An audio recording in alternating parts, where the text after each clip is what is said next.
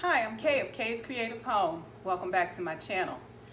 Today I'd like to share with you how I made these cute DIY napkin rings for Christmas in July. Let's get started.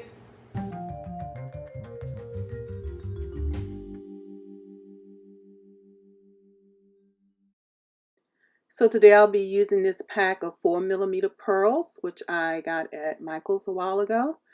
This package of red seed beads, which I think I found at a bead show years ago. And this large spool of fire line fishing line. In addition to that, the supplies you will need are a craft needle or a sewing needle that has a large eye, big enough for that fishing line to fit through because it's thicker than thread. And you will also need scissors and a six-pack of napkin rings from Dollar Tree. In a previous video where I made my icicle ornaments, I showed you how to pick up beads with the needle when they were just freely laying on your tray or your tabletop. And today I'm going to show you how to transfer beads from thread onto this fishing wire because it's much stronger than thread. So I've started by pulling some of the fishing line off of the spool. I threaded it through the needle.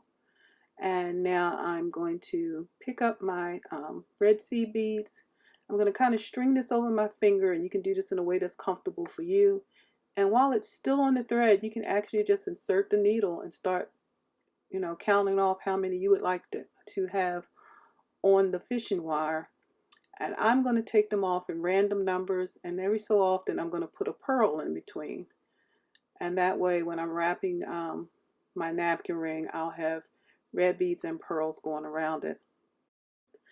So I'm going to continue doing that randomly for a while. Please excuse my hands. I'm not going to put on lotion because then these beads I won't be able to grip them. They'll just be sliding everywhere. So they're a little dry because of the constant washing, but please forgive that. And I also want to mention that my fishing wire is still attached to the spool. I have not cut off a length. And that is because fishing wire is very thin. I keep calling it wire. This fishing cord is very thin, and if you have this long strand dangling, it's going to get caught everywhere. It's going to get tangled. So I usually just leave mine attached to the spool, and I just keep pushing things onto the spool as I'm threading them onto the needle until I've gotten as much done as I want. So I'm going to continue just putting these on here for a while, let you see how I do that, and then we'll move on to the next stage. Again, if you enjoy these types of videos, don't forget to give it a thumbs up and share it with others. And if you're not a family member already, don't forget to hit that subscribe and ring the bell so you can see what other videos I'll be bringing you for Christmas in July. And then we'll be moving into our fall series. So next I want to show you that I've created another strand using a larger pearl, a red seed bead, and a clear bead. And the pearls and the clear beads are the same ones I used when I did my DIY tray for Christmas in July.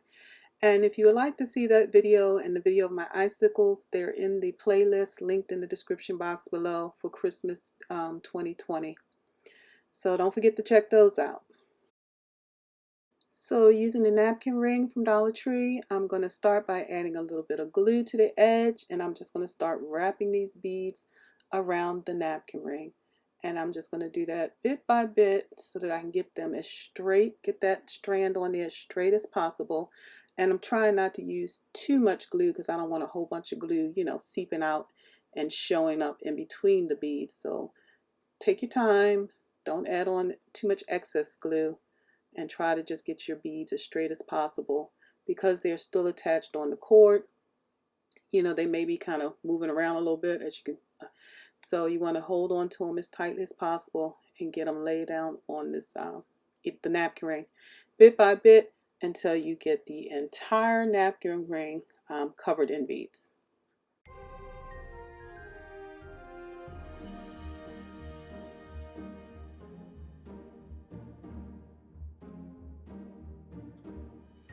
Now don't forget to hit that subscribe button and ring the bell. I've got some great videos planned for Christmas in July. I'm going to be making a door wreath, and it's going to be made with using a lot of beads again.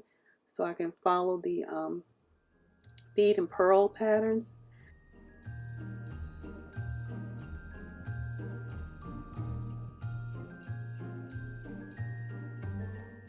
I've also got this great product I just found that I want to share with you. That'll be coming soon. Something that you could use as a gift any time of year, but especially during the Christmas holidays. All right, let's keep on beading and we'll be moving on to the next step soon.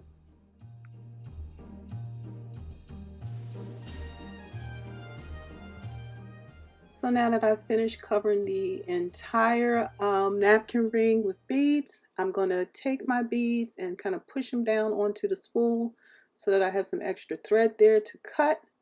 And so I've cut my fishing line. Now what I'm going to do is take the end of the cord and run it back through the last bead. So it's coming out of the top of the bead. I'm going to push it in from the bottom and it's going to come out of the top again.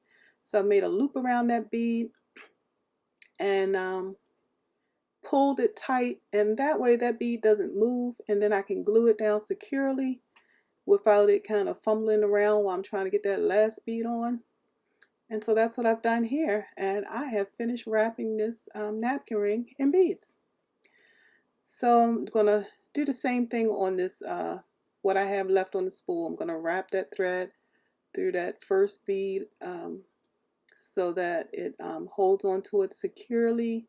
It's a way we use to make sure that bead, the last bead on the thread, doesn't go flying off. You don't have beads falling off everywhere. So I'm just going to do that again so that when I go back to start my next napkin ring, all my beads will stay intact.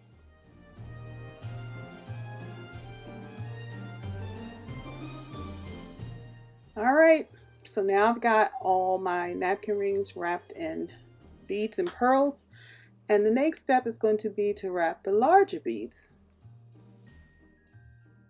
So now that I have the first layer on my napkin ring, my next goal is to wrap these larger beads around the center of the napkin ring. So I'm going to just run some glue straight down the center. Excuse me for going off camera there for a minute. Get it back down here so you can see. And I'm just going to take the larger beads and start wrapping them around the napkin ring.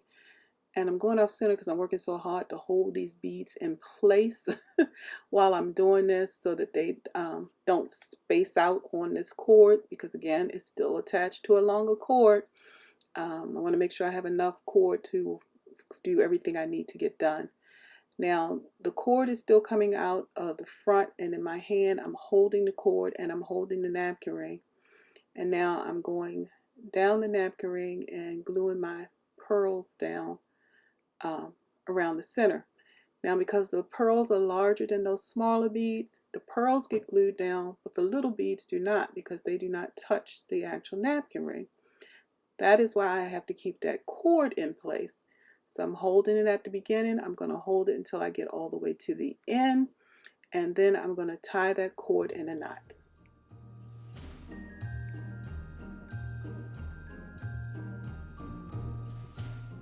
So what I'm going to do now is extend this cord a little bit, pushing these extra pearls back onto the cord that's on the spool so that I have a length of cord to work with. I'm going to actually make my cut, and then I'm going to take the end cord and the beginning cord that I used with the first bead I put down, and I'm going to tie them into a knot, and that's going to make a complete circle of the cord wrapping around the napkin ring, threaded through these beads. So I'm going to make a couple knots with this, and then I'm going to put a dab of glue onto the knot, not onto the beads. As close as I can get to putting it on the knot without getting it all over the beads, because I don't want it to show up. When I'm sitting here actually using these napkin rings, I don't want you to see gobs of glue. So just a small dot of glue on that actual knot to just keep it in place.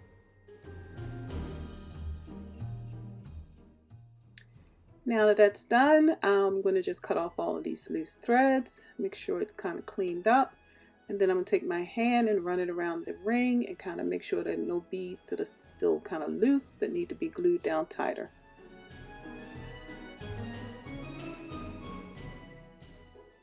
Well, I hope you enjoyed this video, and I hope you got a chance to see how easy it can be to create decor for your Christmas holidays or any other time of year. You can create something that matches your decor perfectly. Now don't forget to hit that subscribe button and ring the bell so you can see what other DIYs I'll be bringing you this month. And of course, we'll have some DIYs in August as we prepare for fall. All right, I thank you for spending this time with me, and I'll be talking with you again real soon.